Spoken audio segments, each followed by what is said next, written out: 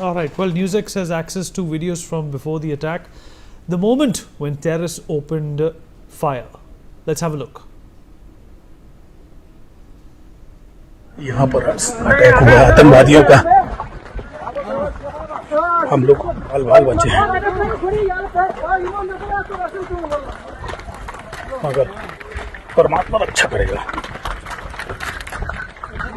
बुजुर्गों का आशीर्वाद, भगवान की कृपा से जरूर बचेंगे हम।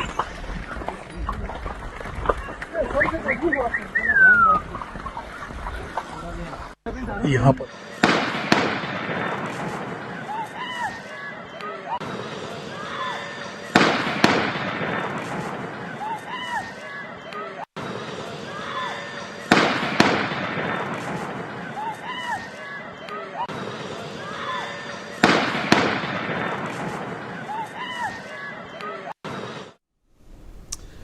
Right. In fact, I'm going to rope in Commodore Singh once again into this conversation. Commodore Singh, some horrific videos being put on social media. We're picking a few of them where gunshots can be clearly heard. Now, of course, the premise is also being circulated that since these terrorists were on foot, they couldn't have orchestrated this kind of a crime without localized help, sir. No, I'm sure any such attack across the border would always have some amount of local help, and it's not unusual for this to happen. It's happened earlier also. We know there are sympathizers within India who sympathize with their cause, are always open to providing support. But one must also not forget, and this, a lot of reading on this subject has led me to believe that a lot of young or a lot of youth have been forced into this kind of thing by virtue of threats that their families have received from the terrorists.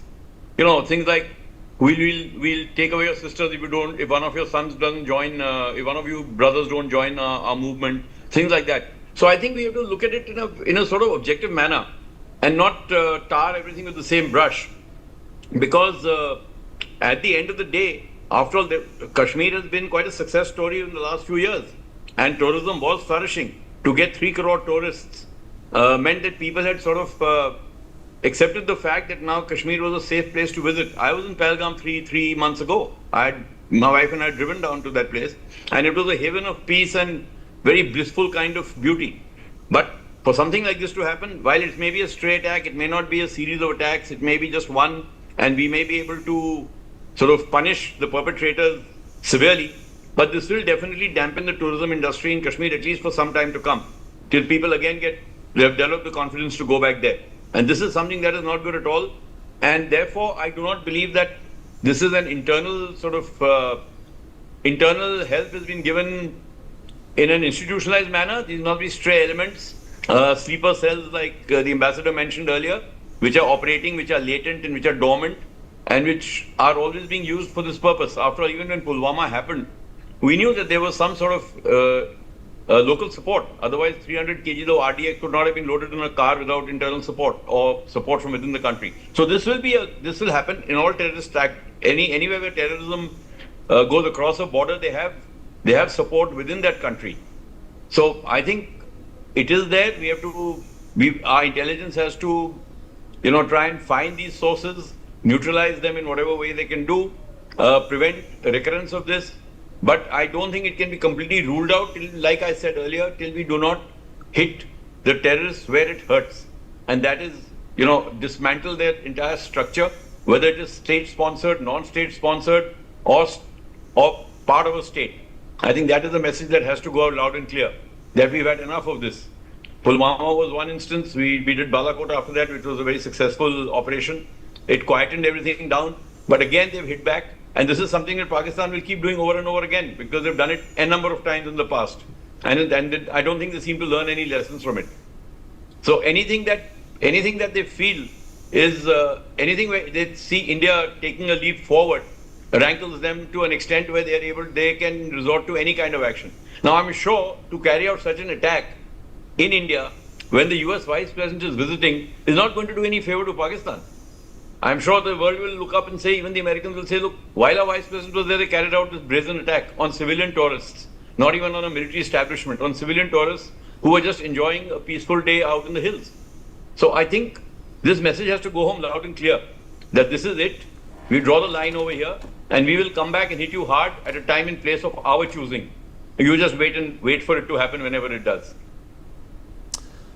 All and right. This will be a message to those internally within the country also who are supporting the cause. When they see the kind of retribution that is wreaked on that country, or those elements which have perpetrated this attack, this will be a loud and clear message to those within the country who are supporting them as well.